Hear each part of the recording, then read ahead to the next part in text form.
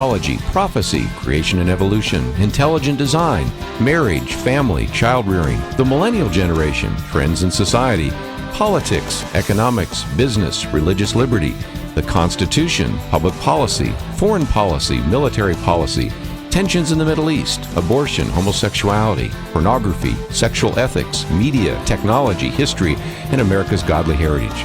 We talk about anything that affects your faith, your family, or your freedom.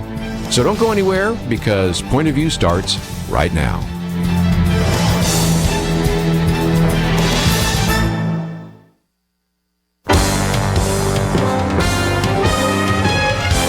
Across America, live, this is Point of View.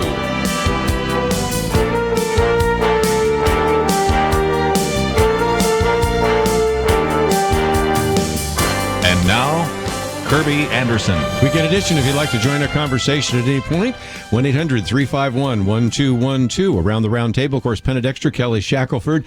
We have now finished both the Republican National Convention and the Democratic National Convention. Today we'll play some of the clips from the last couple of days, especially from last night, as Hillary Clinton gave her acceptance speech. We also have posted both the Republican Party platform and the Democratic Party platforms. We're going to get into some of those issues, and there is a lot to cover. But, Penn, I know you've been watching the conventions. Your thoughts? Well, I think in this convention this week, the Democrat convention, this is the first time we've all been together since that happened. I think what happened was that the current president and also Hillary Clinton, hopeful Democrat president, had to hit Donald Trump, and they hit him hard in their speeches. I think Hillary Clinton, of course, there was this big attempt by her husband and her daughter to show her as a good mom, humanize her. And in a sense, perhaps some of that was done. It also, I think, showed her as a person who knows policy and works very hard, things we all already knew. But I think the big issue there is we had a jobs report today of job growth of 1.2%.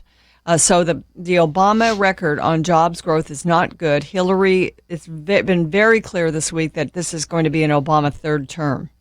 And she hasn't really given us anything that she will do to improve that job situation, even though she's trying to appeal to the people Donald Trump is appealing to that are hurting in this economy. So in that sense, I don't think that it was a great week. I mean, I think there were some good speeches. Michelle Obama gave a wonderful speech. I mean, Chelsea Clinton didn't give a great speech. She's not a great speaker, but the fact that she did that, I thought was a positive for them. Hillary Clinton, probably, somebody said we grade her on a curve because she's just not a great speaker, but it was probably a pretty good speech. But when you went to the second half, you saw a continuation of the Obama revolution, yes, and very progressive ideas. So I think our choices are stark. Yeah, I think they certainly are. We'll get into whether or not Bill Clinton kept his eyes open the whole time, because that's one of those fun things that people love to talk about. We're going to get into a lot more substance than that. But Kelly Shackelford kind of brought up that idea, and we're going to get into a little bit later, that if you listen to the speeches, you already would get a pretty good idea of what was in the platform. But we're going to go into that in a lot more detail. At first, I thought people might say, well, this all sounds really good. And then after a while, if you believe in, then you need to support us. And when she started going through that litany of ideas, that's a very liberal, progressive set of ideas, isn't it? Yeah, very much so. But couched in terms where you'd have to be a little astute to realize what they're saying. Sure. I look at the week, and I think that the DNC, the Democratic Convention, started off rough because of all the WikiLeaks. Which is just more confirmation of the Clinton machine and corruption around everywhere they go. They couldn't even, win the election regularly. They had to have the party trying to throw the election for Hillary. But then they moved past that, and the thing that they have, they had a lot of good speakers. I mean, people who are talented at speaking, like Bill Clinton, like Barack Obama, and Michelle Obama, etc. And I mean, I think that's why Barack Obama is president. I mean, the only reason I think he's president really is because he's a good speaker. And so the problem is, it's not about good speaking. But I think this is the kind of thing that plays to the Democrats a little more Hollywood's on their side. It's more flash and good speaking, etc. So I would say, from that standpoint, this should give them a boost. It's going to come back to reality, though. The reality is you're going to look at Hillary Clinton, not like who put on the better production. It's going to come back to Hillary Clinton and Donald Trump, and so I think she's going to get a big bump because of the speakers and the Hollywood and the whole, the great speeches that were given. A lot of times the speeches weren't tied to reality, but they were really good speeches. But I think that the overall to me is you're kind of in a bind if you're Hillary Clinton. Move away from the personal stuff. What's your message? Is your message kind of has to be great, and I'm going to continue things. And 70% of the country thinks we're on the wrong track. Yeah. And so that's the real uphill problem she has, is how to say, and if she says things are really horrible, then, she's slapping President Obama and her party. And again, why would she be the one to pick if things are horrible? You go to the different party. So that's why you saw this convention that had all this stuff about the positive and the Trump and the Republicans were fear mongering and all this, is because they had to be positive. But I think you can do that in a production, but when you ask people how their lives are and you look at their income, the family income going down $4,000, per family in the last 8 years, and these type of things, I think that's going to be the problem for her. Because if you want change, then you're going to go with a different party. And so that was the ultimate challenge I think they had. They did a really good job, but I think reality is going to come back after a week or so, and people are going to look at the real candidates and what the real situation is.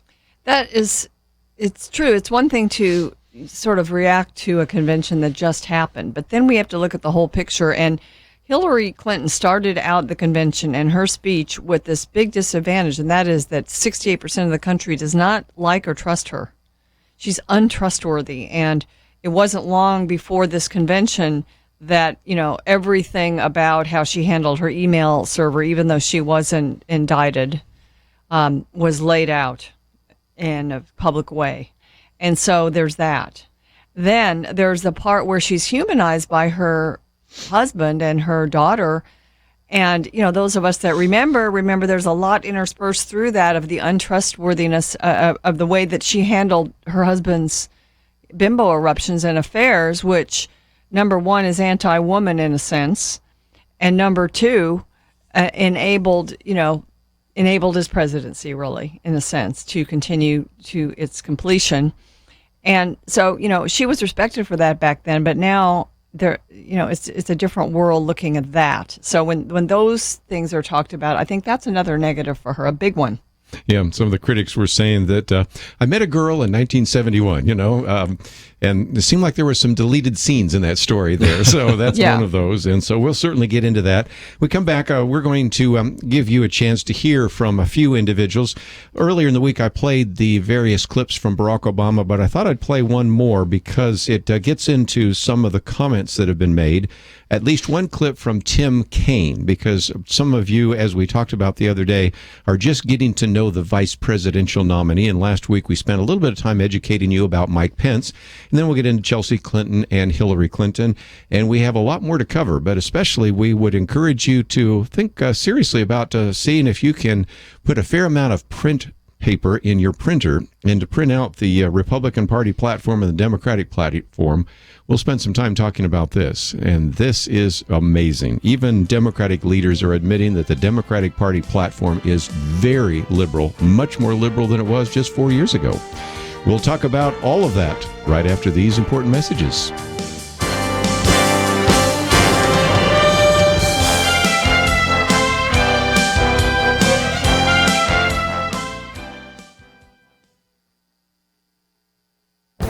This is Viewpoints with Kerby Anderson. Franklin Graham in a recent commentary reminds us that the vast majority of Muslims are peaceful, but that is small comfort when we see how many attacks around the world are taking place by violent Muslims.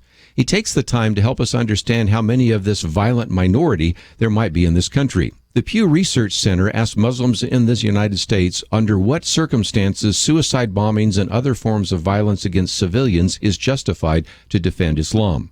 First, let's look at the good news. They found that 86% say that such behavior is rarely or never justified. 7% of Muslims in America told Pew that violence against civilians is sometimes justified, and 1% even went so far as to say that violence is often justified. While those percentages don't sound like much, all you need to do is run the number. Franklin Graham says this means there are more than 100,000 Muslim adults living in this country who could justify a suicide bombing in the name of their religion. Of course, that doesn't mean that most of these Muslims would actually commit such an act. But it does highlight the fallacy of merely saying that most Muslims are peaceful. Yes, they are, but there's a significant minority who are not. As you might imagine, a higher percentage of Muslims in the Middle East believe suicide bombings are justified. It's also important to remember that this is how Muslims are self-identifying to the Pew researchers. That suggests to me that the percentages might be much higher, since many Muslims might be reticent to admit their belief about violence to a stranger who calls them on the phone. We should be grateful that a majority of Muslims in this country are not violent, but that should not blind us to the reality that as many as 100,000 Muslim adults believe that violence could be justified against their fellow Americans. I'm Kerby Anderson, and that's my point of view.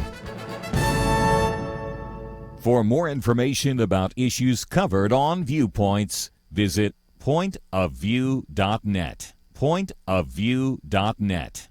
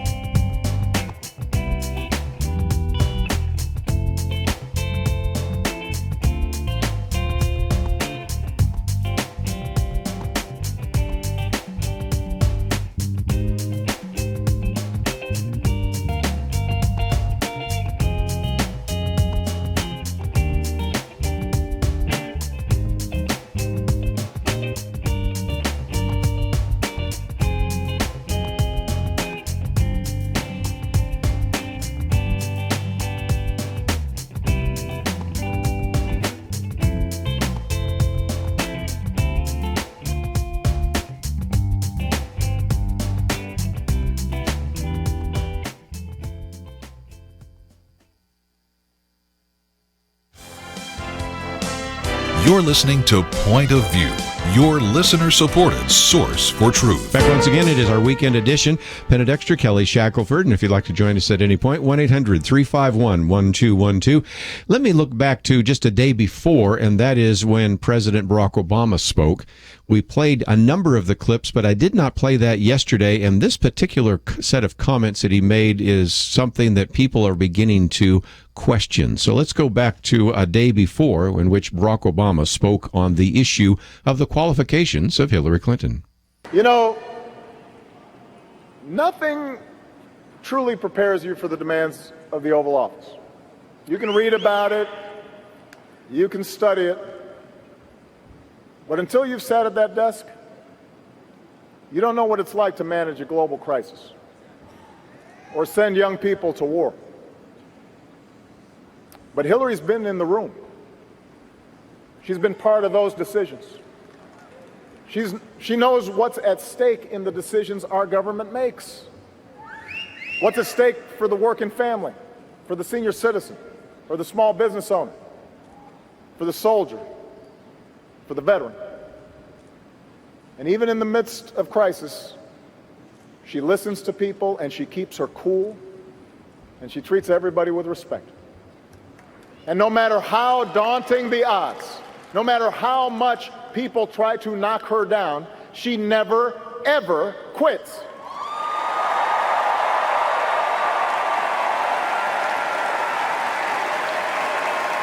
That is the Hillary I know. That's the Hillary I've come to admire. And that's why I can say with confidence, there has never been a man or a woman, not me, not Bill, nobody, more qualified than Hillary Clinton to serve as President of the United States of America. What I wanted to get to is that last comment, although we can talk about it. Again, at her qualifications. That's one of the things that are being touted. But the most qualified person to serve in the Oval Office, I'm thinking Thomas Jefferson. Let's see, he wrote the Declaration of Independence. He was Secretary of State. He was Vice President and eventually became President, not to mention all the other things that he did. Or you say, well, that's a while ago. How about George Herbert Walker Bush? See, I think he was ambassador to the China, to the United Nations, CIA director. He was a VP for 8 years.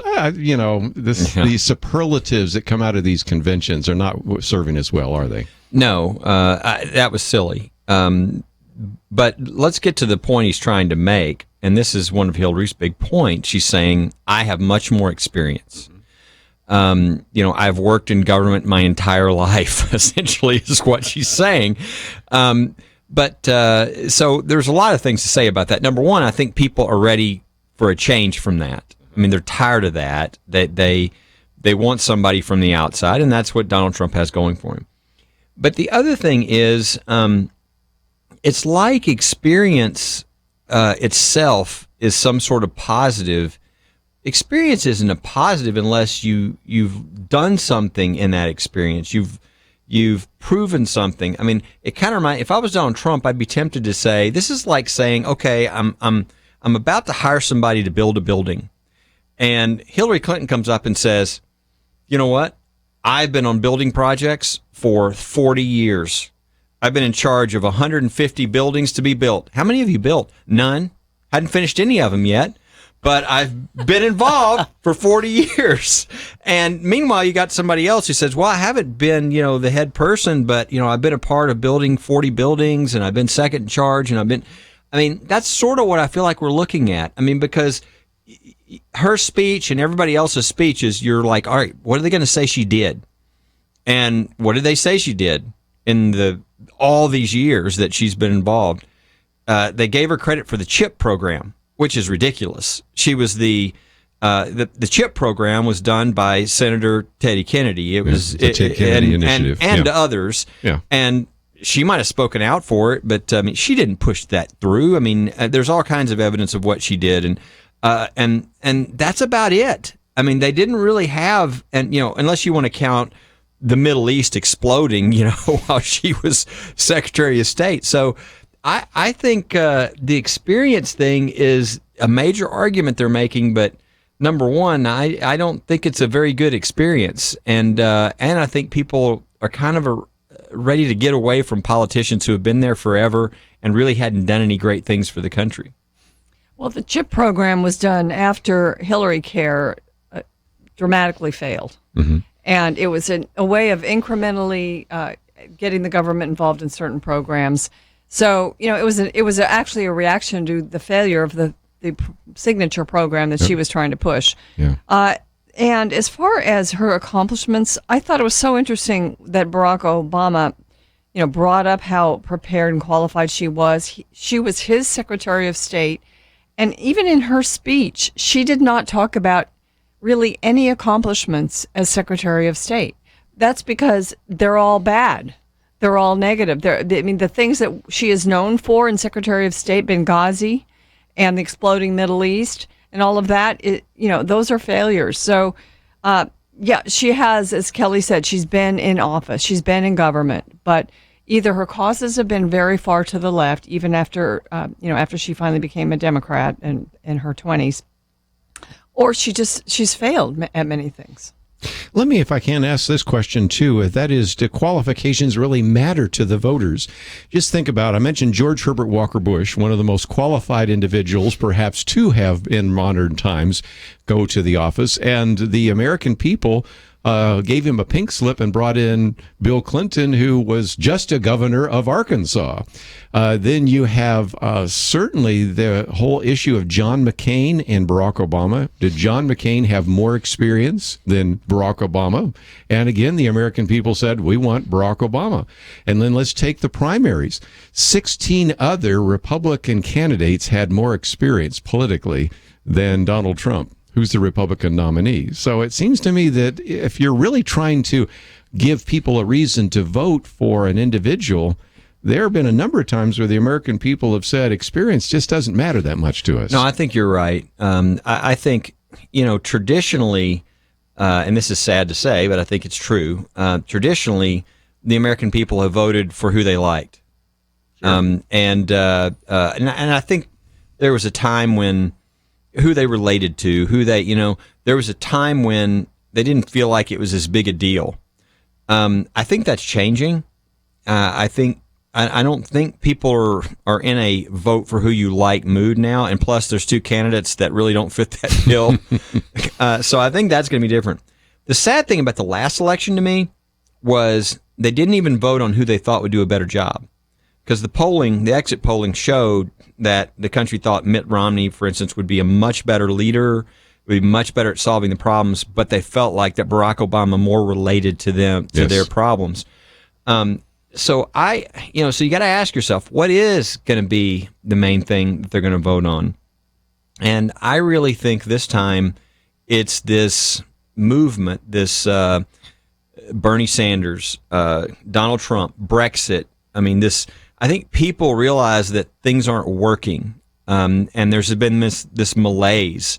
Again, the Democratic Convention really did an incredible job of trying to put a cheerier face on that. But most Americans feel like we're on the wrong track. They know that, we've been in stagnant GDP growth. Unequaled, really, in our history. And I think they're ready for something different. Something that's dramatically different. The question is whether the personalities involved will overcome what that approach would be, and would overcome, for instance, and if that were to happen, that would be a Trump type thing.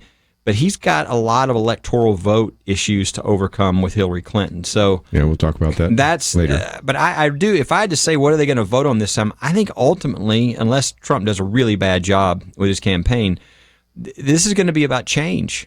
And if it is, that obviously is to his benefit. And I think that's more the mood of the country.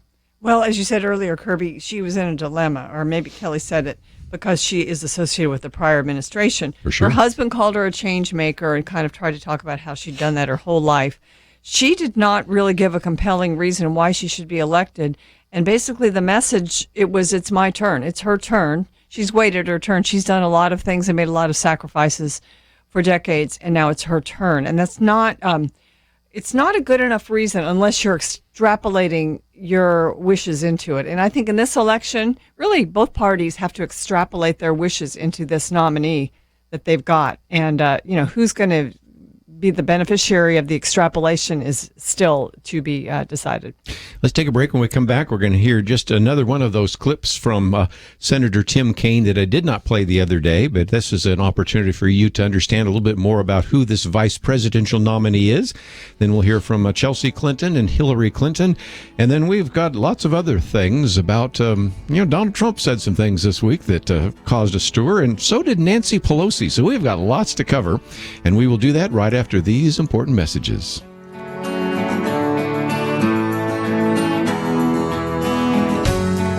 What does a hero look like?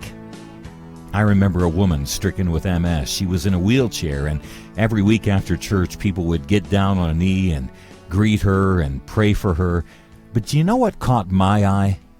The seemingly invisible man behind the wheelchair, silently caring for his beloved, sacrificing for her. In the Bible, Jesus talked about a big giver who had a marching band come with him as he dumped his treasure in the temple coffers. But Jesus saw a woman who gave a tiny gift that was actually huge. If you appreciate Point of View but can't give $30 or $65 or more, well, get this. If every listener gave $5, it would pay our bills for the next 3 years. 3 years. Give $5 today. Click the Donate Now button at pointofview.net, pointofview.net, or send $5 to Point of View, Box 30, Dallas, Texas 75221, Box 30, Dallas 75221. Thank you for being our hero. Point of View will continue after this.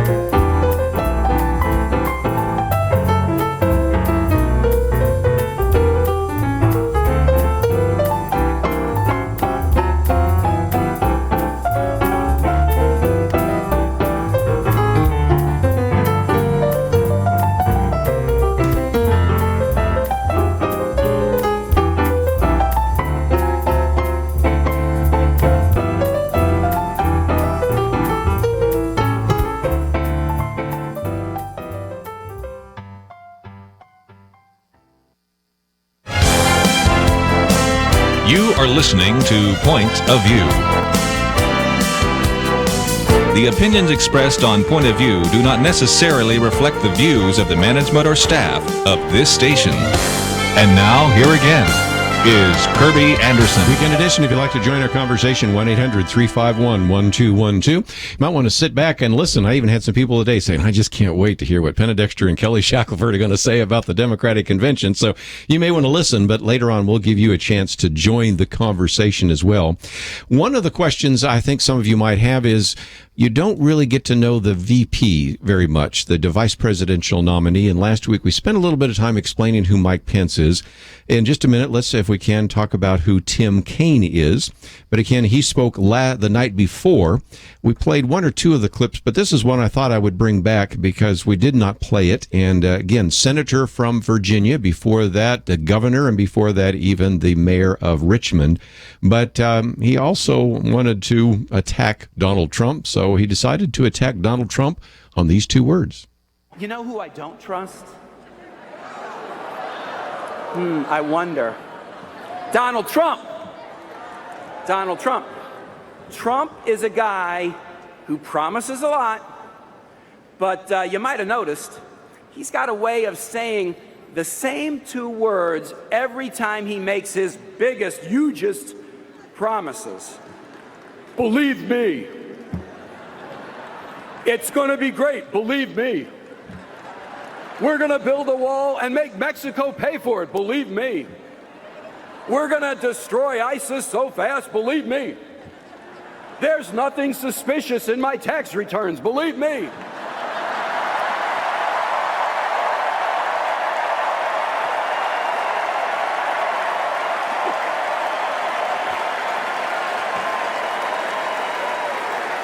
By the way,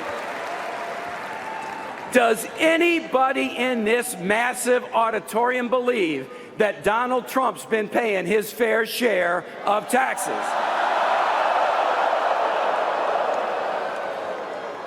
Does anybody here believe that Trump ought to release his tax returns just like every other presidential candidate in modern history? Of course he should. Hey, Donald, what are you hiding? And yet, Donald still says, believe me. Believe me. So again, just a little bit of Tim Kaine. Now, let's be honest, both his talk and even the one last night by Hillary Clinton are called workmanlike. Nobody's going to consider them to be great orators. But explain a little bit more, Penna, Dexter, who Tim Kaine is. He's a senator, was a governor, before that mayor. But what do we know about this individual? Well, he was also chairman of the Democratic National Committee. And actually, you mentioned to me, which I guess I didn't even remember the progression, that Debbie Wasserman Schultz came into that office after him. He stepped down. He was he's a Catholic, and one of his quotes is, "My faith is central to everything I do," but he's pro-choice, and he supports same-sex marriage and gay adoption. So some of the social issues, he's pretty far to the left on those. As a U.S. Senator, he's always voted against the pro-life position, say people who have asked. But I think it's funny when you have someone that says, believe me, like he's parodying Donald Trump. You know, your word should be your word, and you don't need to embellish it. It reminds me of when we were kids, and we'd say, really? Really and truly? Yeah. Really and truly? You know, you just keep on asking. We need to be able to trust our politicians' words, and, you know, hopefully there'll be a day when Donald Trump doesn't feel he needs to say, believe me. Yeah. What else about Tim Kaine? Do we know anything more than that? Well, I think I've heard him say that he's personally pro-life. Yes, I've seen that. Yeah. So we haven't heard that in a long time. The idea that Mario Cuomo idea, yeah, as I'm against abortion, but I don't want to force my ideas on anyone else. And actually, for a while, agreed with the Hyde Amendment, but now says he's changed his view on that as well. We'll get to that in just a minute. And so, you know, I mean, I immediately, when I hear that, I either think, okay, this person, either their brain doesn't work, or they're not being honest. I mean, let's switch the issue. Well, I'm personally against rape, but I would never want to force my opinion on a rapist. I mean, nobody would say that. That just sounds stupid, right? But somebody would say that about life. I mean, it's a dumb thing to say. But I think I think what it really shows is somebody who, if they really believe that, their beliefs are not really very important, because they'll just cave them in a second for political expediency. And I'm sure, there's a lot of the Catholic and pro-life leadership obviously do not appreciate what his stance is on that. When we talk about choice with regard to abortion, and that's been a word that's been applied to that, and, I call a pro-choice person a pro-abortion person. But we've allowed that word choice. But now I think one of the reasons why that doesn't work anymore is more and more the left is trying to force us to pay for it. Mm-hmm. And so they're taking away the one thing, that protected the American taxpayer, which is the Hyde Amendment. Part of the Democrat platform is to reverse and repeal that. Mm-hmm. And the Hyde Amendment was supposed to be attached to different bills and riders spending, saying no taxpayer money would ever go toward abortion. And so, the coercion of the Democrats, they want to coerce us now to pay for abortion. So the word choice just loses all meaning. Yeah, and he's presented as a moderate, and I can't find that. I know that it's if seems you're going to be vote maybe against the Hyde Amendment, which has been around since 1977, signed into law by Jimmy Carter, coming from, of course, Representative Henry Hyde, and then you say I can't even vote for a prohibition against your tax dollars being used to pay for somebody's abortion.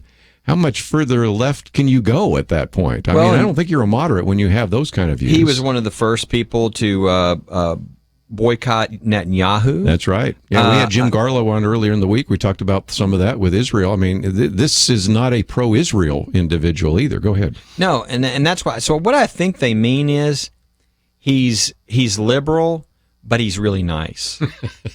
And I really think that's what they mean by a moderate. He's not going to be really pugnacious about it, but he's a lot nicer than some of the meaner liberals, but he's still liberal on his position. So it's kind of funny how they define things. He may have moved more to the left over his political career. He might have, but again, I think it's just important to recognize, and this is one of those ways we want to teach some discernment to our listeners a point of view. When you hear the word moderate, it may not necessarily be the case. Moderate may be compared to Bernie Sanders, okay? Right. That's the only way you can come up with that. But as we look down the various views that he holds to, it's really hard to find. And one of the articles we posted yesterday are all the flip-flops people are predicting after this convention. And one of those they've already predicted is Tim Kaine will come alongside and agree with the Democratic Party platform and call for a repeal of the Hyde Amendment. They also had one of the others. They are predicting that Hillary Clinton, even though she says right now she's against the Trans-Pacific Partnership, the TPP, she will come in line there. So it's helpful to understand that on some of these issues, these people have a very flexible worldview. Is that a nice way to say it? And that's really what's going on there. Just before we take a break, let's see if we can hear just at least one comment from Chelsea Clinton. When we come back, we'll hear a little bit from Hillary Clinton. Here's what she had to say about her mother. People ask me all the time, how does she do it? How does she keep going amid the sound and the fury of politics? Here's how. It's because she never, ever forgets who she's fighting for.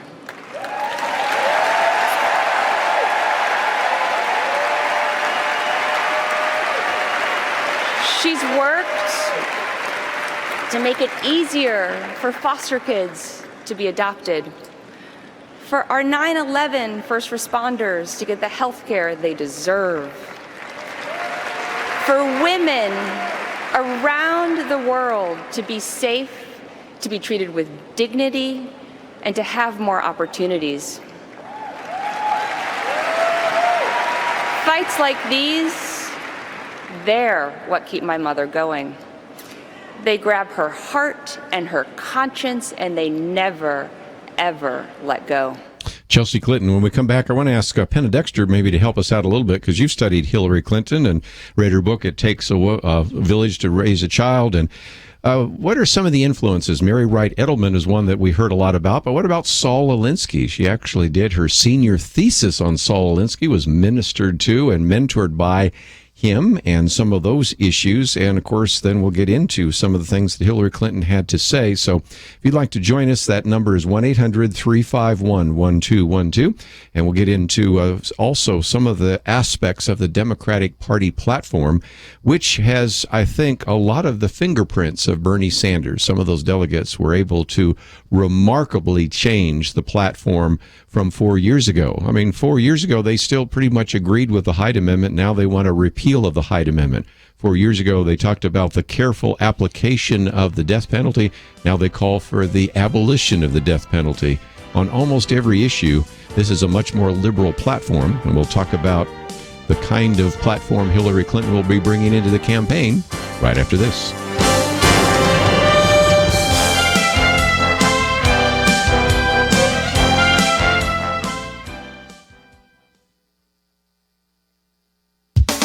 The Supreme Court term that ended earlier this summer was a brutal one for Christians. The death in February of Justice Antonin Scalia brought about disappointing decisions in cases involving restrictions on abortion and upholding religious liberty. Justice Samuel Alito took on Justice Scalia's role as dissenter in some of these decisions. He was very critical of the court's decision not to hear one particular religious liberty case, saying this was a, quote, ominous sign.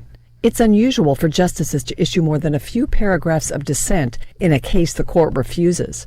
But Justice Alito was joined by Justices John Roberts and Clarence Thomas in a 15-page dissent which stated, if this is a sign of how religious liberty claims will be treated in the years ahead, those who value religious freedom have cause for great concern. The case was Stormans versus Wiseman. First Liberty Institute filed a brief urging the Supreme Court to take the case, and they say the question it raises is, do people have the right to live and operate their businesses according to their faith? The Storman family, represented by Alliance Defending Freedom, waged a 10-year battle with the state of Washington. Kevin and Greg Storman operate the grocery and pharmacy business their grandfather, Ralph Storman, founded in Olympia in 1944. The Stormans have always run their businesses, Ralph's and Bayview Thriftways, in accordance with their Christian faith. They believe that life begins at conception, so they do not stock or dispense emergency contraceptives like Plan B, which works by causing the death of human life at its earliest stages. If a customer requested such drugs, the Stormans would simply refer them to one of 30 pharmacies within a 5-mile radius, which means no customer is denied timely access to emergency contraceptives. But in 2007, the Washington Pharmacy Commission issued new regulations unique to that state, requiring that all pharmacies dispense these drugs and denying any right to refer customers to other pharmacies for religious reasons. It was as if the state had a vendetta against pharmacies operating according to Christian principles. Test customers would shop at these pharmacies, but the Stormans and other Christian pharmacy owners stood firm. The Stormans' long legal battle resulted in the offending law being struck down in 2012. But last July, the Ninth Circuit Court of Appeals reversed that decision. Now, the U.S. Supreme Court has refused to hear the case challenging the law. Why target the owners of pharmacies like the Stormans? Their attorney, ADF's Kristen Wagoner, says pharmacies are being used as a way to get into the medical profession and wipe out the right of conscience. Religious freedom attorney Travis Weber wrote in the Daily Signal, in refusing to hear this case, the Supreme Court missed an opportunity to bolster constitutional liberty in the face of baseless and illegitimate government targeting of religion. Believing Saint, this truly is an ominous sign. For Point of View, I'm Penna Dexter.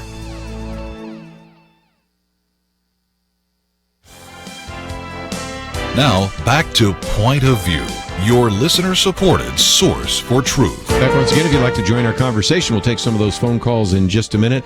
But let me, if I can, Penna Dexter, Kelly Shackelford in studio with us on our weekend edition. And Penna, you've studied Hillary Clinton for some time. I remember the interviews we've done with you in the past about It Takes a Village and looking at the Children's Defense Fund and Hillary Care and all the rest. What should we discern from that? We've heard a great deal about Marian Wright Edelman, but we've heard very little about, say, Saul Alinsky. But that was another significant influence. But what have you kind of learned over the years about what actually motivates Hillary Clinton?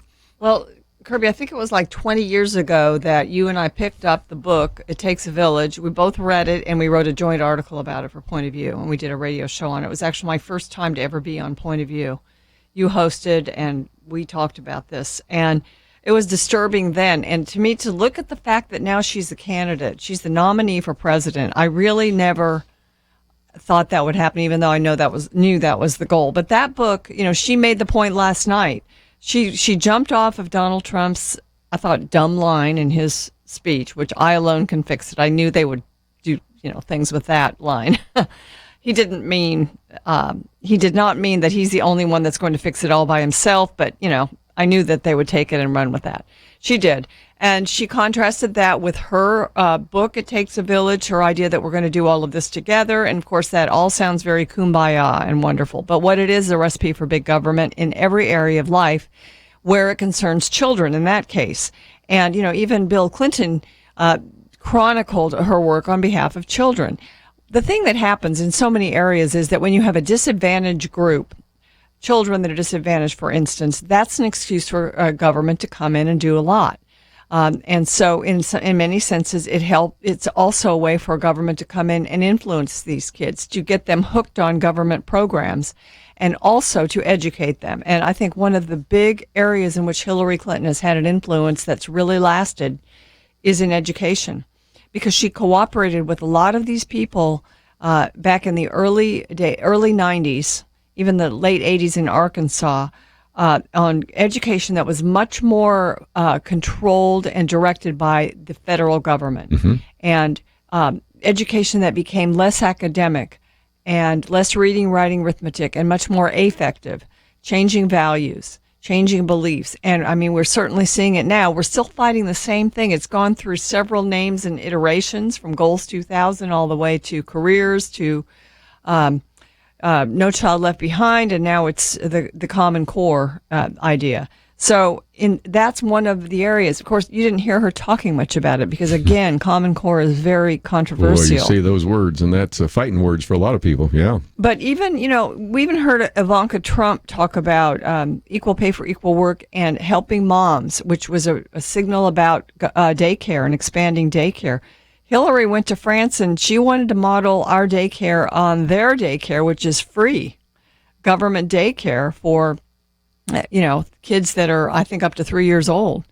And so, taking the kid out of the home, government influencing them again. So that's her, that's sort of her way of thinking. And I think if we see her in the White House, we are going to see a doubling down on progressivism and the transformation that Barack Obama started. Well, what did she say in her speech? I mean, probably the biggest promise she made last night, and we need to talk about her speech at some point, because if I'm going to speak like her, I need to say that, it's so stilted, it's hard to even talk the way she talks. It's just not conversational.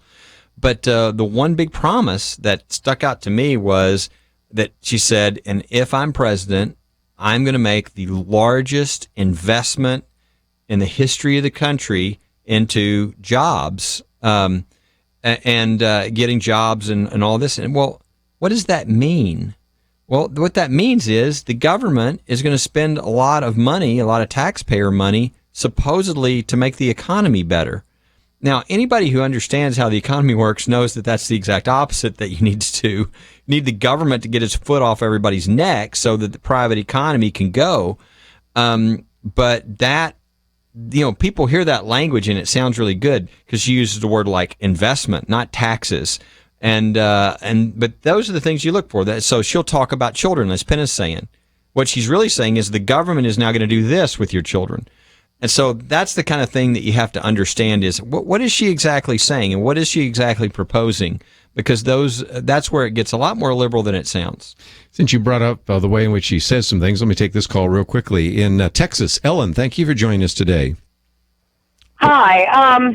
I was listening to Chelsea Clinton last night, and I kept hearing, my mom, my mom, my mom. And it sounded like a Valley girl, and I was just wondering if she's 13 or if she's 35. Yeah, I thought you were going to say something about Hillary, but obviously that's about Chelsea as well. I think it was by design. Yeah. But Kelly, you said something very quickly, too, about just the cadence. I haven't heard this cadence since maybe Al Gore, because Al Gore would sometimes talk like that. Yes. And I have trouble following it. Maybe I talk too fast, but when you take these kinds of short cadences, it's sort of hard to follow exactly what's going on, isn't it? Irritating. Yeah, it's again, it's like, she would say things like, I am for you. And, I mean, it's so unnatural, it's not, and I think this feeds into, she's already got her issues of not being honest, of lying about Benghazi, of lying about the emails, of lying over and over again. Then when people talk to you in a disingenuous way, I mean, if somebody says to you, hi, Kerby, I am really glad to see you. That doesn't feel very assuring that they're being genuine with you. And so I think that feeds into the problem that she already has, which is why I think this is probably going to be her high point. I mean, absent Donald Trump, exploding in fire, which very well could happen at any moment, right? Yep. Absent that, I think it's going to be her now, and it's going to be her speaking, and it's going to be her interaction with the general public. And I think she's got a real problem there because she doesn't speak conversationally. Yeah. Well, and since we're coming to a break, we'll actually hear from Hillary Clinton in the second hour, and that's why it's good to have 2 hours today. But I think it was interesting to see that it was very obvious from some of the surrogates that there was an attempt on the part of Bill Clinton and certainly Chelsea Clinton to humanize her as a mother, as a wife, as whatever.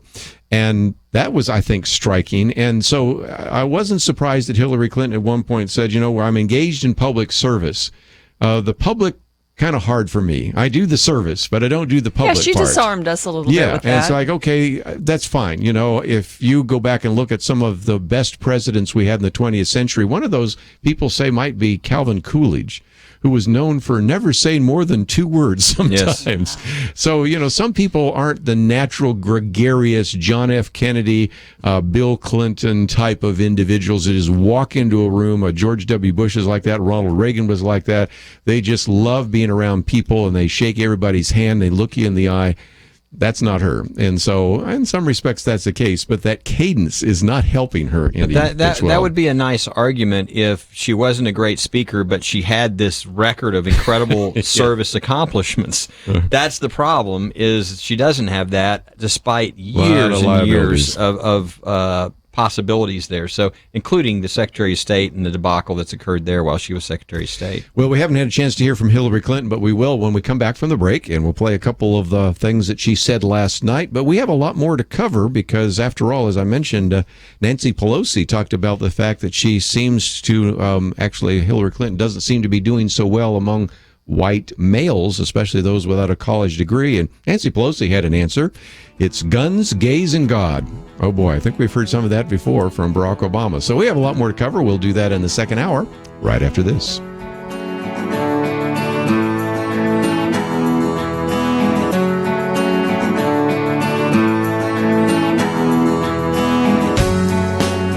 What can you get for $5? In most cases, you can't even get a value meal at a fast food restaurant. But I'll tell you one thing $5 can do.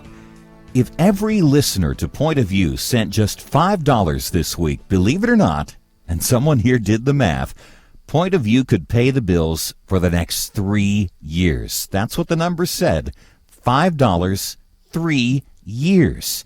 That's how many of you there are and how little it takes to keep us going. The problem is, most of our listeners have never contributed. Never.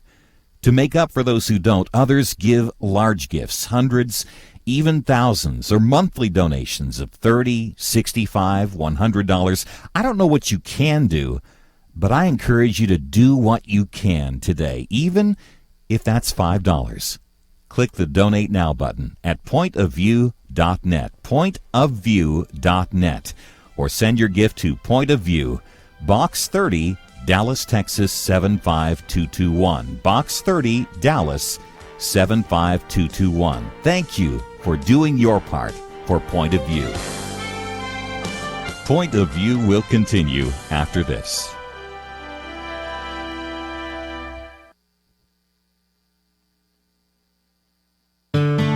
I just thank God for y'all. I listen to you every day, truly. I wanted to thank y'all for everything you do each day to inform Christian families and our community about the things we can do, and just the way you're so informative. I listen to you daily and love you guys and appreciate you so much.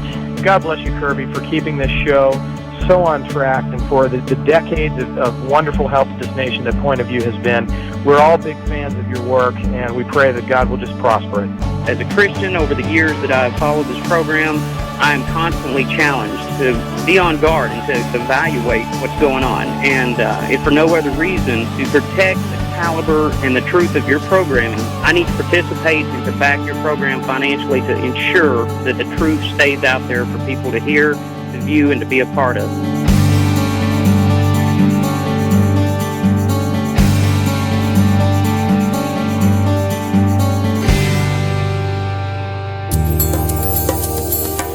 This is Point of View Radio.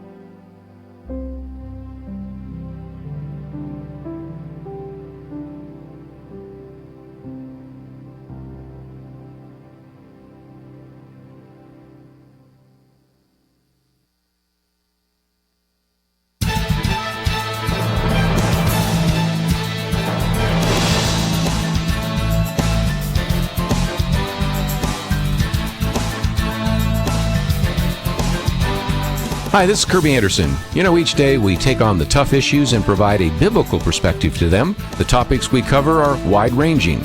Apologetics, theology, prophecy, creation and evolution, intelligent design, marriage, family, child-rearing, the millennial generation, trends in society, politics, economics, business, religious liberty, the Constitution, public policy, foreign policy, military policy, tensions in the Middle East, abortion, homosexuality, pornography, sexual ethics, media, technology, history, and America's godly heritage.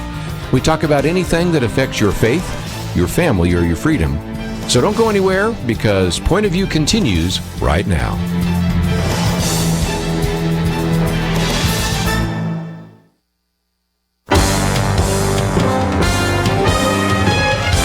Across America, live.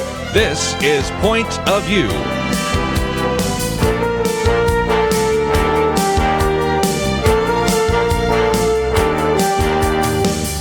And now, Kerby Anderson. Second hour, if you'd like to join our conversation, it is Weekend Edition. Penna, Dexter, Kelly, Shackelford.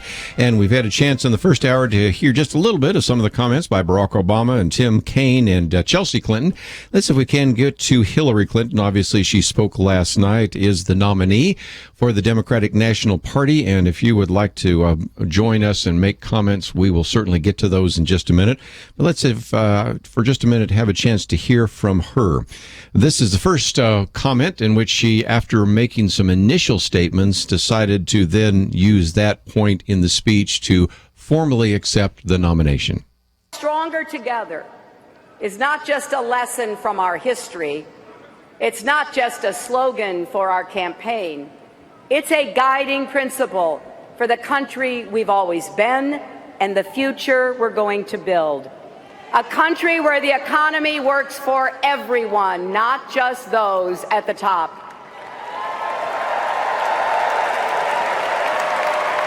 Where you can get a good job and send your kids to a good school, no matter what zip code you live in.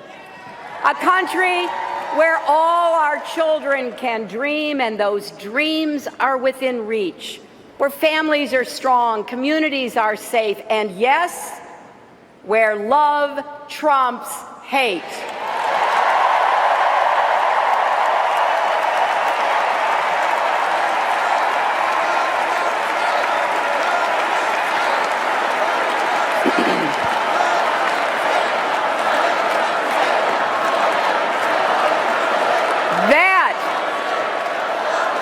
That's the country we're fighting for. That's the future we're working toward. And so, my friends, it is with humility, determination, and boundless confidence in America's promise that I accept your nomination for President of the United States. Historic element, of course, the first woman of a national party to actually be running for the presidency and to be confirmed and to accept that nomination. Penna, Dexter, any comments about some of the things she said even there? Well, I couldn't help but think about her, that it was historic, as something she's worked for. It's really a goal she's had in mind for many years, for decades, unlike a lot of other candidates who it just comes on them a little bit faster, I think. And so just to see her there hugging her daughter and then beginning her speech and then, you know, accepting the nomination like that. But then, you know, running through my mind was, well, you know, there was going to be no other nomination because you had it rigged, basically. The word that everybody's been using. Yes. It was rigged, and we found that out in spades at the beginning of the convention.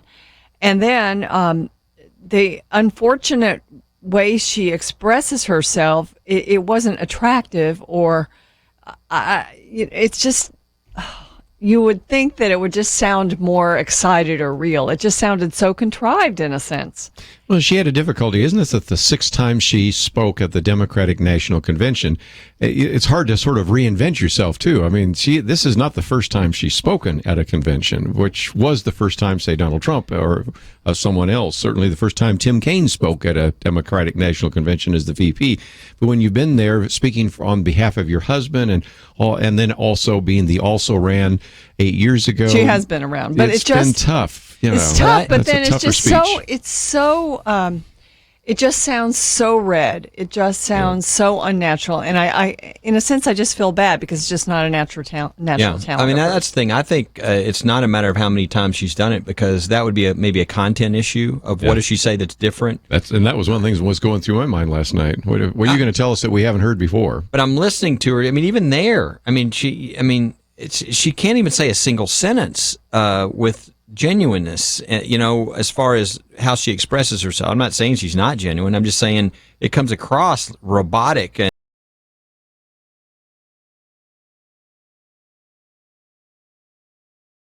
even Michelle Obama could speak those lines. If you say it's with humility and it's with, speaking those as a human being instead of humility, dignity.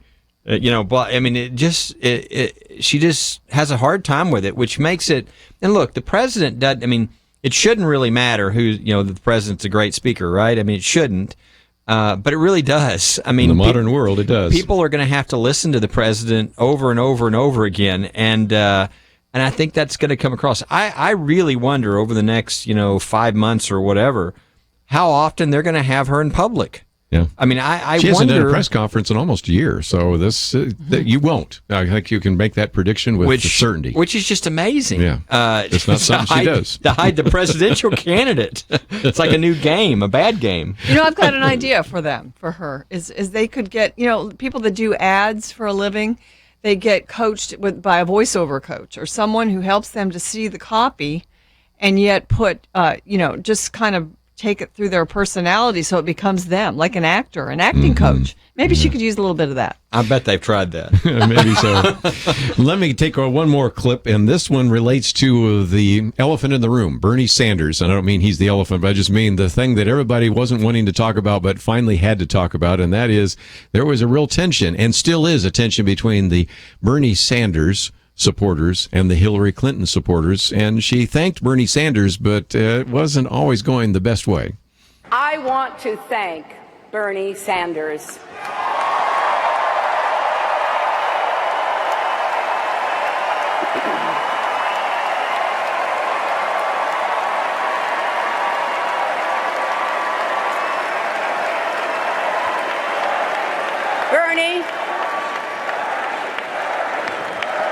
Bernie, your campaign inspired millions of Americans, particularly the young people who threw their hearts and souls into our primary. You've put economic and social justice issues front and center where they belong. And to all of your supporters here and around the country, I want you to know, I've heard you. Your cause is our cause.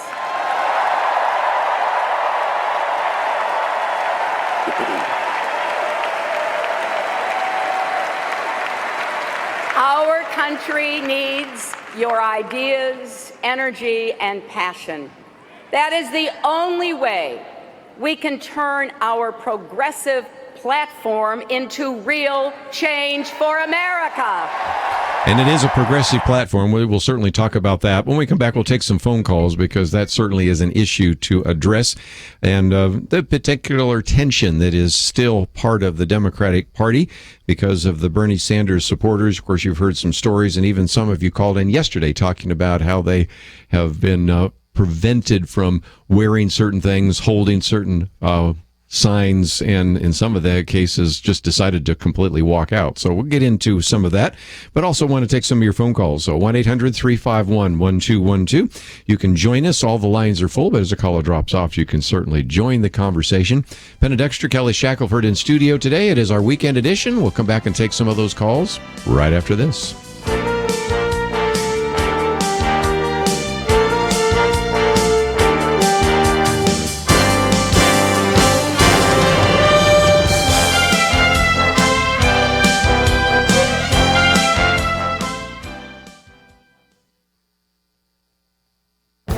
This is Viewpoints with Kerby Anderson.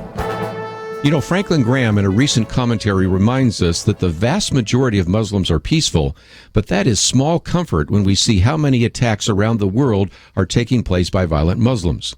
He takes the time to help us understand how many of this violent minority there might be in this country. The Pew Research Center asked Muslims in the United States under what circumstances suicide bombings and other forms of violence against civilians is justified to defend Islam.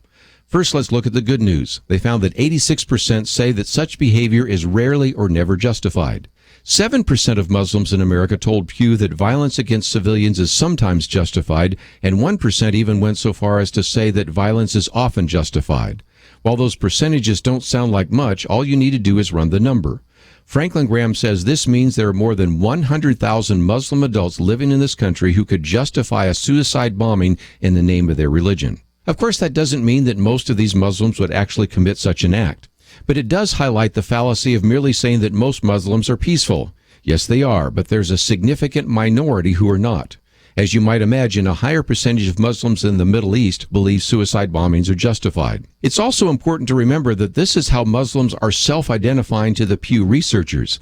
That suggests to me that the percentages might be much higher, since many Muslims might be reticent to admit their belief about violence to a stranger who calls them on the phone. We should be grateful that a majority of Muslims in this country are not violent, but that should not blind us to the reality that as many as 100,000 Muslim adults believe that violence could be justified against their fellow Americans. I'm Kerby Anderson, and that's my point of view. For more information about issues covered on Viewpoints, visit pointofview.net. Pointofview.net.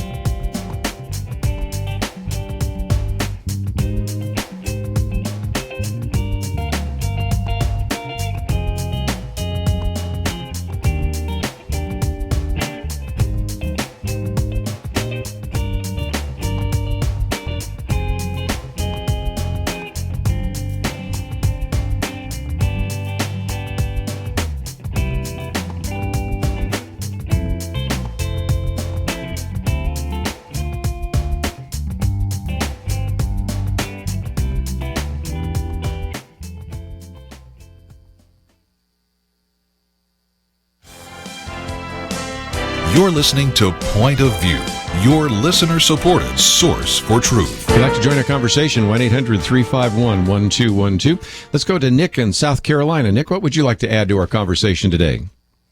Oh, I got a lot to add, Kerby. I appreciate you taking my call. The first thing that made me call in is when you were talking about Tim Kaine. Uh-huh. And he reminds me of Red Skelton. I mentioned that to a guy today, and he said, I was trying to figure out who he reminded me of. You watch his actions, speech. No, I'm being serious now. And I can see that too. And so you win the award for helping. I'm going to say that to my wife, who always loved Red Skelton, tonight, and see if she sees that. But I see exactly what you're saying. And he needs to be taken about as seriously as Red Skelton too. Okay. Well. There was some other insight I was going to give you, if you don't mind me speaking a little more. Sure. My boy said the other night we were watching that convention, and he said, they never finish a sentence. They'll start saying something about, like Chelsea saying something about her mother, and like how much she's watched out for children. Like that child molester, that she embarrassed the little girl there and stood up for the child molester instead of the little girl. You know what I'm referring to? In one of her early defense lawyer modes. I know what you're talking about. Yeah, go ahead. And the other children that she watched out for was the children of those people killed in Benghazi. She made orphans out of them. And the children in Haiti that she took up the collection for, that's where she really made a change, because she took in millions of dollars and just gave change to the little children in Haiti. One of the things we talked about yesterday was the Clinton Foundation. You know, it's kind of intriguing. Let me take that last point that Nick made. You would think that if you were talking about ways in which you've made a positive difference, certainly somewhere in the speech, either by Bill Clinton or by Chelsea Clinton or by Hillary Clinton, you would hear the phrase Clinton Global Initiative or the phrase Clinton Foundation. People went back and checked and said, we never heard that. And they raised millions and millions of dollars. And yesterday we had somebody call in who was very familiar with the circumstances in Haiti. And that's another one of those issues. I got a feeling Donald Trump's probably going to bring up somewhere along the line, don't you think? I think he will. Bill Clinton, I was looking for that in his speech. And he did mention never the words Clinton Foundation or Global Initiative. He said he would curtail some of his work and he would just be giving speeches. You know, I think he was trying to say, you know, all these issues that are starting to bubble up that are controversial and maybe conflicts of interest, I will make sure, you know, I don't cause a conflict of interest. I don't know how much we could trust that, but, you know, the Clinton Foundation has taken donations from just about every government around the world. Yes. And a lot of times while Hillary was Secretary of State. So, you know, there's another problem for them. And yes, I'm sure Donald Trump will definitely make hay of that. Let me just mention, too, as so often we point you to some articles. We posted this one the other day on the Clinton Foundation, and it goes into it in some detail. The money that was received from Algeria, Kuwait, Qatar, Saudi Arabia, Swiss bank account, and the money there. All, you know, I won't go into all the details, but it's a good piece. And it just says, again, I love the subtitle there. No one in Philadelphia wants to talk about the Clinton Foundation. And if indeed that's where you're doing some good work, wouldn't you hear about it, Kelly? You would. I mean, there's a number of things not talked about at the convention, which is why they can do such a good job, because they just, you know, avoid all the things. I mean, she was secretary. I mean, her, you know, as far as experience, you'd say, well, what has she done that, you know, would make her presidential? And Secretary of State would have to be at the top of the list. Top of the list. They didn't, I mean, there was not a single statement in her speech or in anybody else's speech about what she has accomplished as Secretary of State. And in fact, you know, what comes to mind is you think of Benghazi, you think of Libya, you think of the entire Middle East and the debacle that is now. And I, you know, obviously everybody gives grace to Chelsea Clinton, it's the daughter, but the line that we, you know, the audio that we played earlier, where she said she's never forgotten who she's fighting for. I mean, when you say things like that, I immediately start thinking of, well, Benghazi, you know, I mean, I think of the emails that put a lot of, I mean, who knows how many American spies or whatever, you know, have lost their lives. I don't know. But certainly they're in danger. I mean, this idea, I've never forgotten who she's fighting for. I think most Americans are a little suspicious of that. I think she's been kind of in it for her instead of who she's fighting for. But if Secretary of State, if you can't point to one thing that you can be proud of and say, this is an accomplishment I made as Secretary of State, that's... The only one I heard is the Iran nuclear deal, and Tim Kaine mentioned it, and Hillary Clinton mentioned it. And talk about a debacle where we give billions and billions of dollars to, you know, Islamic terrorists. I mean, it's just mind-boggling that's the, you know, plus the, of course, you know, the fact that it's not going to do anything on nuclear proliferation. It may actually make it more likely that they get a nuclear weapon down the road. Exactly. Well, I think one thing that they have done internationally that's been something that Hillary Clinton has pushed and been partially responsible for is the advancement of the LGBT agenda in various countries around the world, many of whom are religiously informed governments. And so that's not welcome to them. So that's one thing they have done. I mean, they can be very proud of doing that here, and they get a lot of cheers, but they've done it in places where it's not welcome. Yeah, good point. Let's take another phone call real quickly. California, KYCC. Miriam, what would you like to add to our conversation today? Well, we'll put Miriam on hold there and get back to her in just a minute. Dan in Ohio, what would you like to add to the conversation today? Yeah, I'd like to look at integrity and telling the truth. I'm all for having Donald Trump tell the truth and hold him up to high standards, but we need to especially hold our own fellow Christians like Ted Cruz up to high standards. The man pledged to support Trump, if he won the nomination, and he went back on his word, and not a peep out of the Christian community as far as I can tell. I haven't heard anything. Some people in the Christian community have been critical.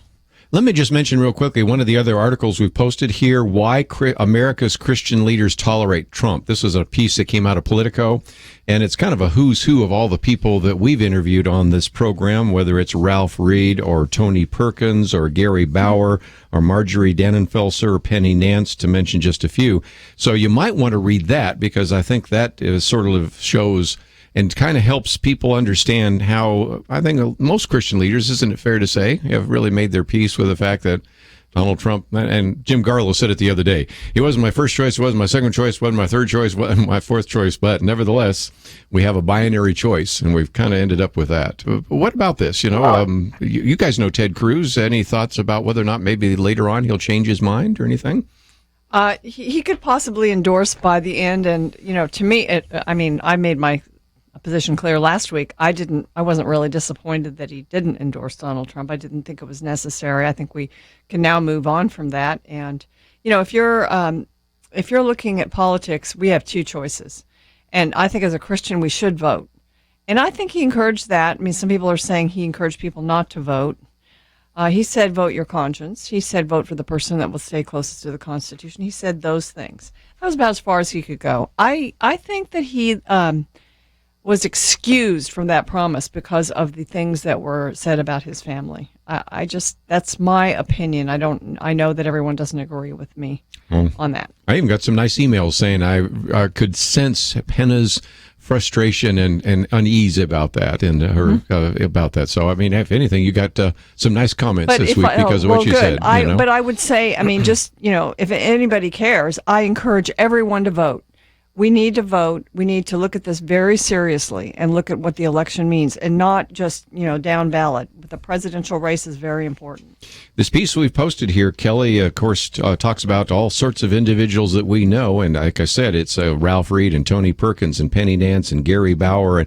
And just to go down a list of individuals that are certainly all saying, this is the nominee, and if we look at everything from the Supreme Court to all these policies, it's not a real tough choice, is it?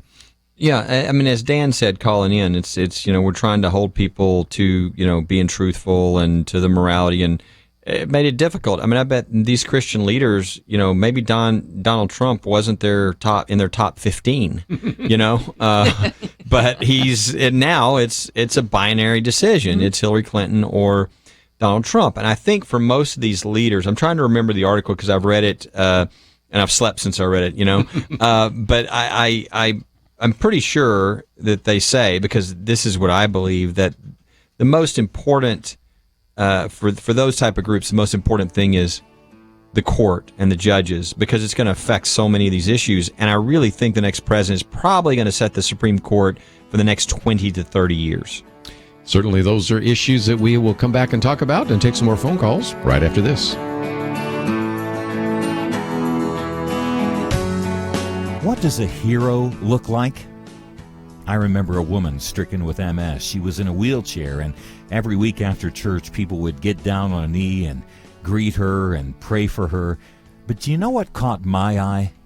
The seemingly invisible man behind the wheelchair, silently caring for his beloved, sacrificing for her. In the Bible, Jesus talked about a big giver who had a marching band come with him as he dumped his treasure in the temple coffers. But Jesus saw a woman who gave a tiny gift that was actually huge. If you appreciate Point of View but can't give $30 or $65 or more, well, get this. If every listener gave $5, it would pay our bills for the next 3 years. 3 years. Give $5 today. Click the Donate Now button at pointofview.net. Pointofview.net. Or send $5 to Point of View, Box 30, Dallas, Texas 75221. Box 30, Dallas 75221. Thank you for being our hero. Point of View will continue after this.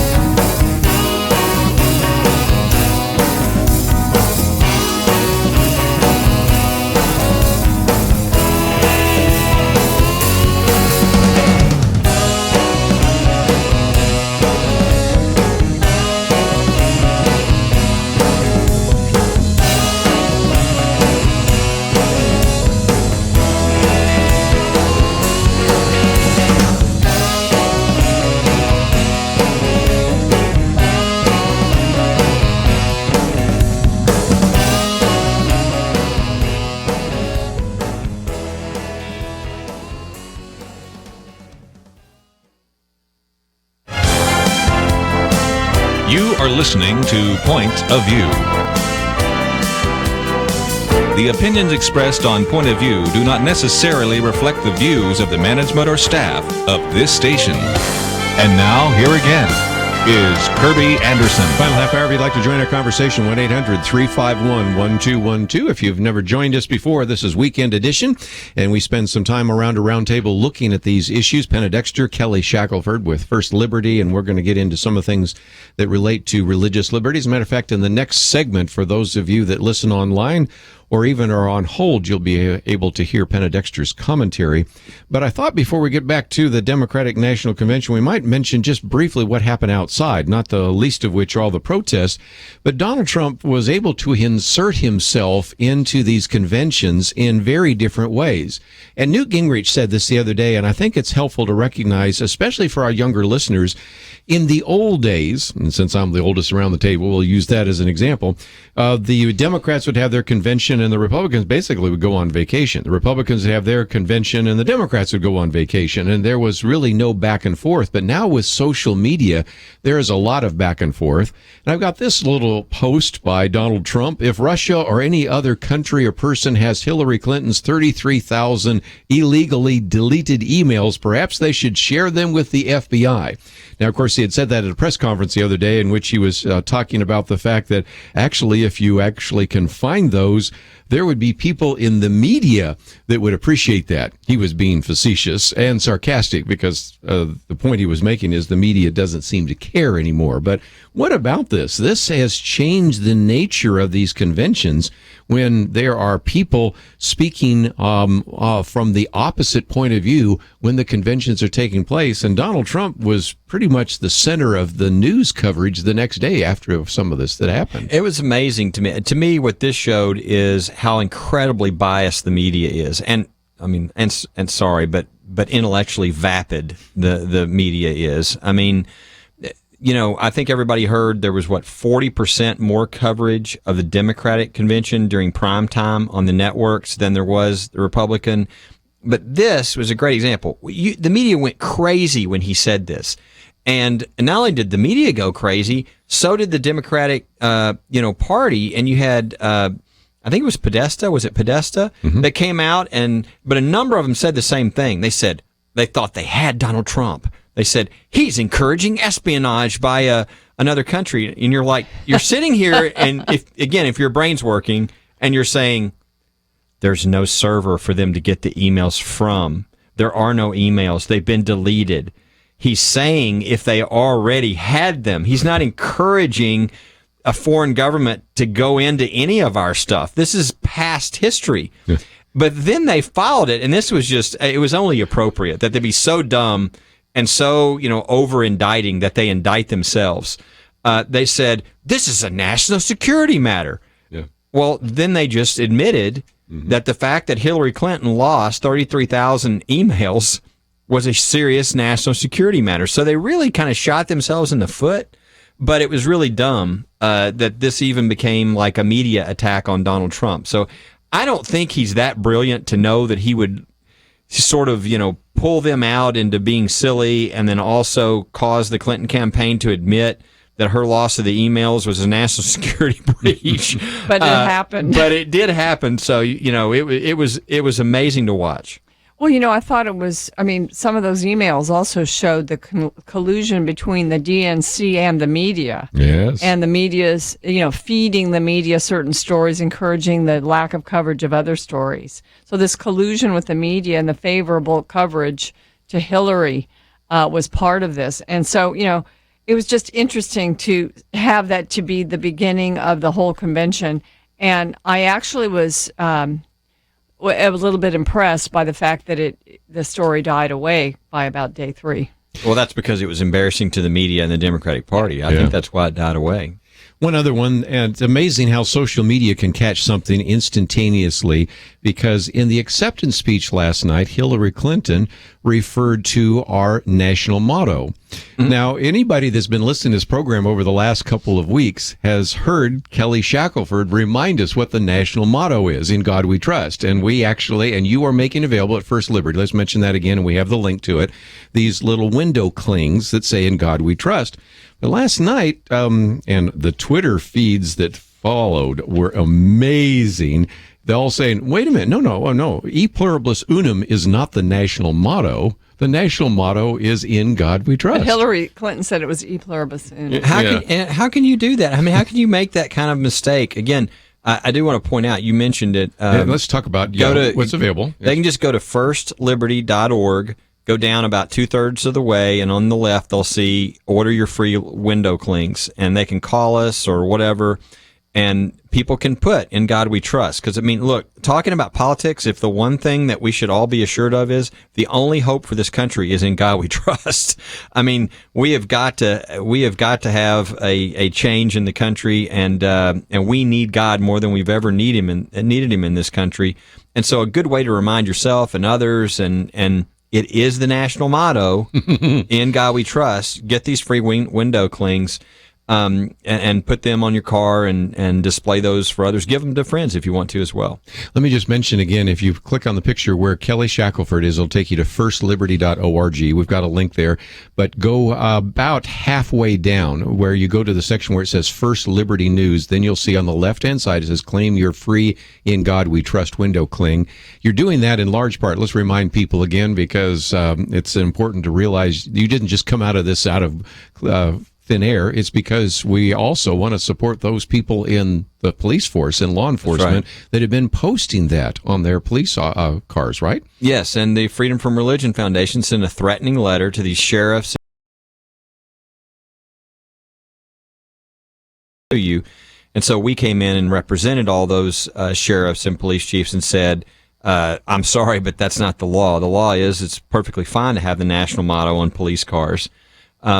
Again, I guess Hillary thinks that it says E pluribus unum or Comrades Unite or something on the back of. I mean, how do you not know that In God We Trust is the national motto?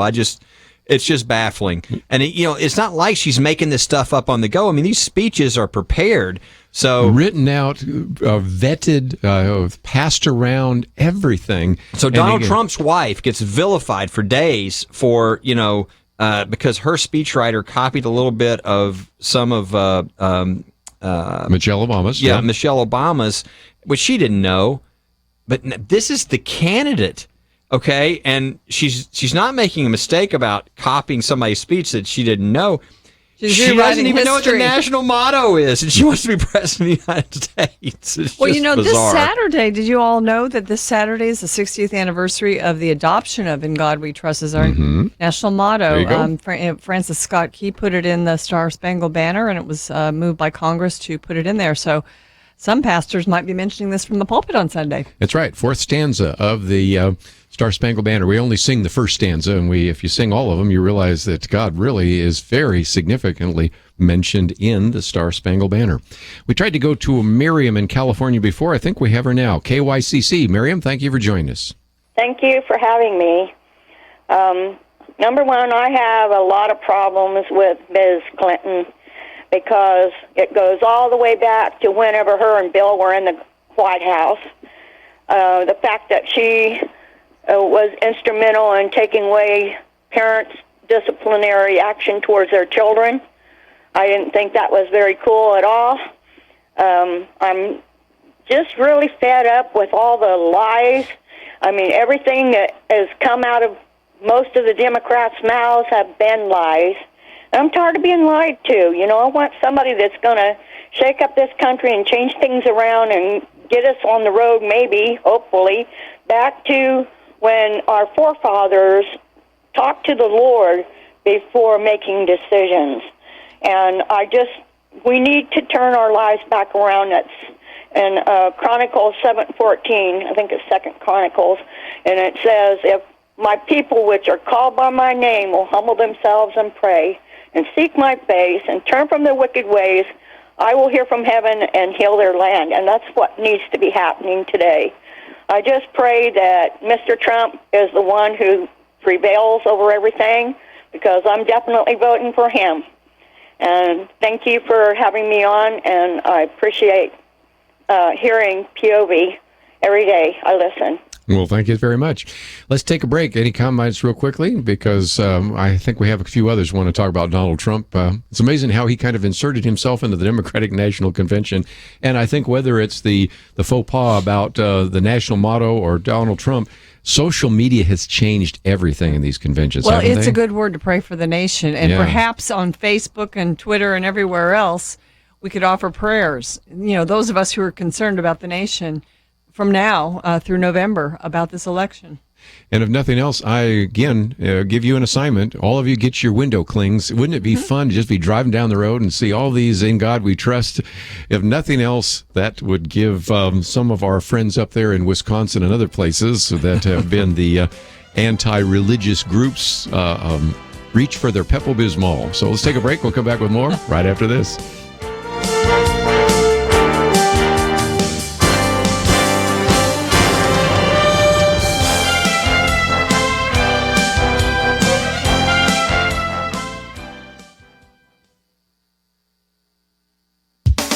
The Supreme Court term that ended earlier this summer was a brutal one for Christians. The death in February of Justice Antonin Scalia brought about disappointing decisions in cases involving restrictions on abortion and upholding religious liberty. Justice Samuel Alito took on Justice Scalia's role as dissenter in some of these decisions. He was very critical of the court's decision not to hear one particular religious liberty case, saying this was a, quote, ominous sign. It's unusual for justices to issue more than a few paragraphs of dissent in a case the court refuses. But Justice Alito is joined by Justices John Roberts and Clarence Thomas in a 15-page dissent which stated, if this is a sign of how religious liberty claims will be treated in the years ahead, those who value religious freedom have cause for great concern. The case was Stormans versus Wiseman. First Liberty Institute filed a brief urging the Supreme Court to take the case, and they say the question it raises is, do people have the right to live and operate their businesses according to their faith? The Storman family, represented by Alliance Defending Freedom, waged a 10-year battle with the state of Washington. Kevin and Greg Storman operate the grocery and pharmacy business their grandfather, Ralph Storman, founded in Olympia in 1944. The Stormans have always run their businesses, Ralph's and Bayview Thriftways, in accordance with their Christian faith. They believe that life begins at conception, so they do not stock or dispense emergency contraceptives like Plan B, which works by causing the death of human life at its earliest stages. If a customer requested such drugs, the Stormans would simply refer them to one of 30 pharmacies within a 5-mile radius, which means no customer is denied timely access to emergency contraceptives. But in 2007, the Washington Pharmacy Commission issued new regulations unique to that state, requiring that all pharmacies dispense these drugs and denying any right to refer customers to other pharmacies for religious reasons. It was as if the state had a vendetta against pharmacies operating according to Christian principles. Test customers would shop at these pharmacies, but the Stormans and other Christian pharmacy owners stood firm. The Stormans' long legal battle resulted in the offending law being struck down in 2012. But last July, the Ninth Circuit Court of Appeals reversed that decision. Now, the U.S. Supreme Court has refused to hear the case challenging the law. Why target the owners of pharmacies like the Stormans? Their attorney, ADF's Kristen Wagoner, says pharmacies are being used as a way to get into the medical profession and wipe out the right of conscience. Religious freedom attorney Travis Weber wrote in the Daily Signal, in refusing to hear this case, the Supreme Court missed an opportunity to bolster constitutional liberty in the face of baseless and illegitimate government targeting of religion. Believing Saint, this truly is an ominous sign. For Point of View, I'm Penna Dexter.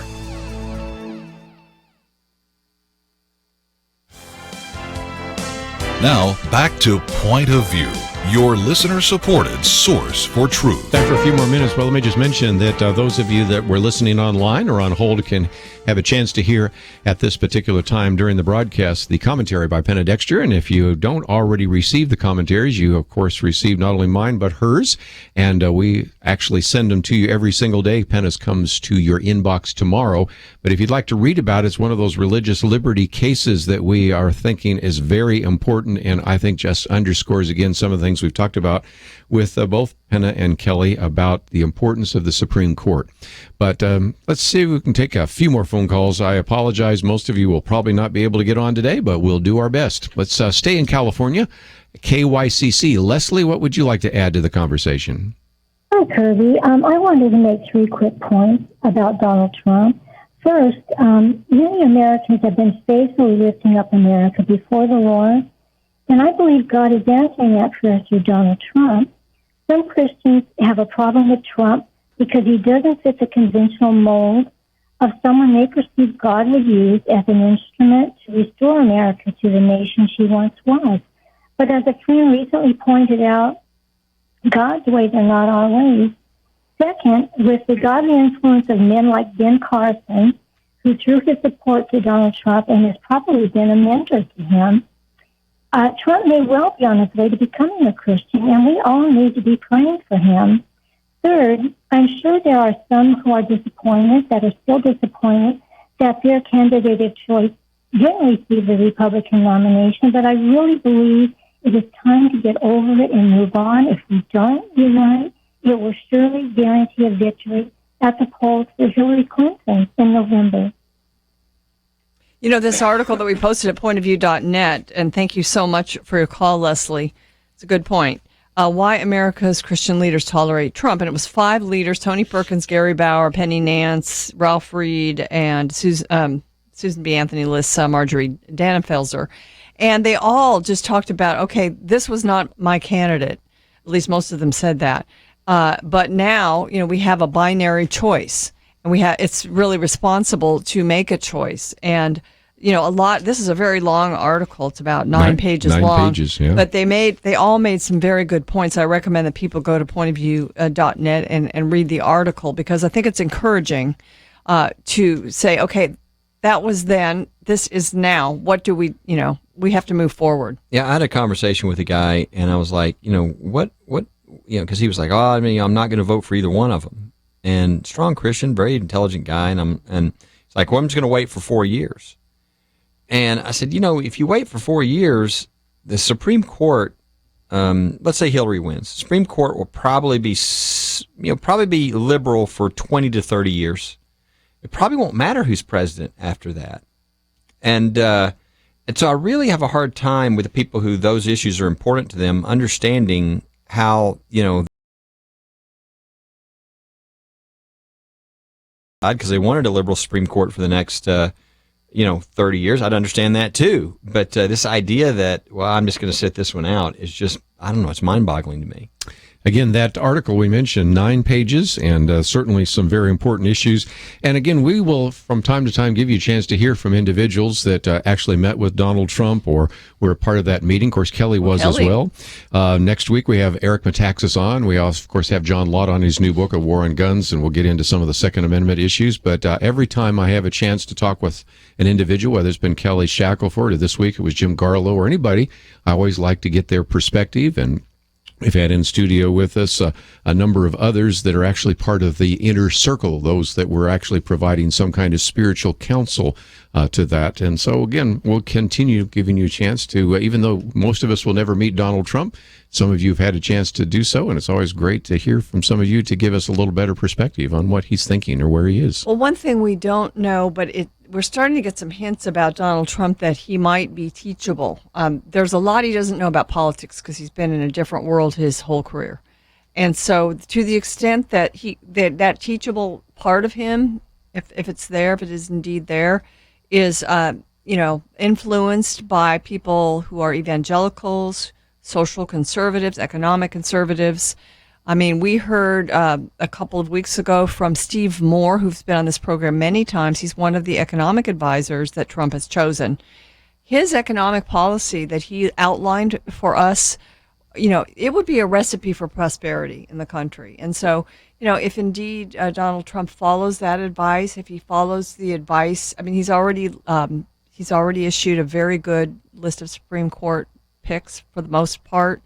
So, if those things are true, if he's teachable, then there's hope there. I mean, we're asked by Leslie to pray for his salvation, and, we should. But the policies are what affect the entire country. And so if Christians are advising him, conservatives are advising him, and he's taking at least some of that advice, I think that's that's a good thing. It's a good We've positive had sign. Jack Graham in studio. We've had James Robison. These are individuals that are very evangelistic, so it certainly can guarantee that he will hear the gospel again and again. So it's certainly a great opportunity. Let's see if we can maybe take one more phone call. We'll head out to Georgia. Dixie, thank you for calling today. Thank you for taking my call. I was just going to comment that Hillary couldn't control one man, Bill, her husband. So how can we expect her to control our government, which is made up primarily of men? Bill didn't listen or believe her, so why should anyone else listen and believe anything that she says?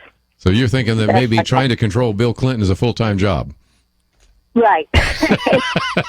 Well, if nothing else, there are certainly a lot of questions that people are going to be asking. And just before we wind down, let's again give people some action items. And the first one is we have posted the Republican Party platform and the Democratic Party platform. And so next week, we're going to try to go through that in some detail, not to complete detail, but to really help you understand. Because, Kelly, that's the first issue. You've been on the party platform process before, and it's kind of giving you an idea of where the party and where the candidate wants to take you. And these are as different as night and day, aren't they? Oh, absolutely. In fact, there's one of our cases was discussed by all three parties, even the Libertarian Party, and it just showed a great difference between their approaches to it. It was the Klein case, the Oregon bakers who Sure.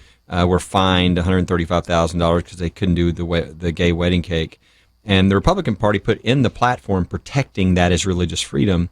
The Democratic Party had an open discussion where they said we would never allow religious freedom because that's just a code word for discrimination in that case. And then this morning, I think it was, the Libertarian candidate for president said that religious liberty was, quote, a black hole. So in other words, he doesn't even like the concept, evidently. So it's fascinating when you look at specific issues and you separate, okay, what do the different parties say? Because certainly this time, with the Sanders people moving the Democratic platform to the left and the grassroots getting more control of the platform than probably in a long time, and the Republican side, they went more conservative. So you've got a real stark difference between the two platforms. The other action item, get your window cling. If nothing else, even if Hillary Clinton doesn't know that In God We Trust is our national motto, you can carry the national motto on your truck or your car, can't you? Absolutely. Absolutely. Yeah, it'd be a good idea. I think one of the platform items that has starkly gone left is the abortion planks and all the different demands for taxpayer funding of abortion, supporting Planned Parenthood. And so I'm sure you'll discuss that next week, but that's definitely part of this. Might just mention my August 3rd commentary, which was Wednesday, actually is on that, but we'll also be talking about it on the program. And we'll have a chance to talk to people like Eric Metaxas and John Lott and a number of others about very important issues. But hope you appreciated the program. I apologize to a very large number of you that were not able to make it on the program, but there's always next week. I want to thank Andrew, Alyssa, Catherine, Shamila for their help behind the scenes. We'll see you back here on Monday.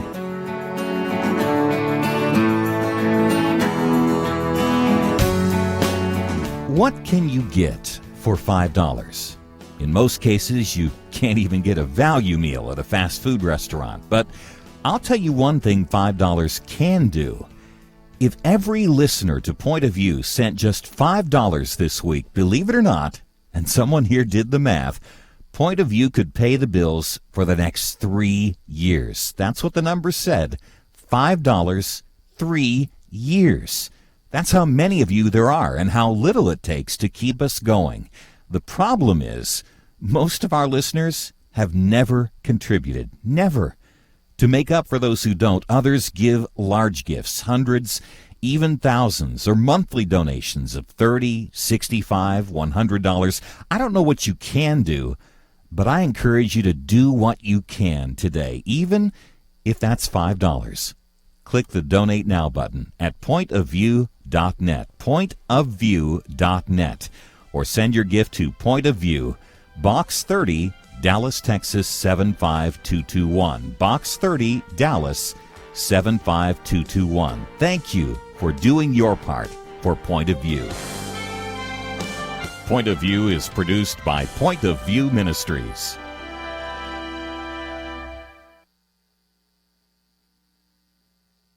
I just thank God for y'all. I listen to you every day, truly. I wanted to thank y'all for everything you do each day to inform Christian families and our community about the things we can do, and just the way you're so informative. I listen to you daily and love you guys and appreciate you so much. God bless you, Kerby, for keeping this show so on track and for the decades of wonderful help to this nation that Point of View has been. We're all big fans of your work, and we pray that God will just prosper it. As a Christian, over the years that I've followed this program, I am constantly challenged to be on guard and to evaluate what's going on. And if for no other reason, to protect the caliber and the truth of your programming, I need to participate and to back your program financially to ensure that the truth stays out there for people to hear, to view, and to be a part of.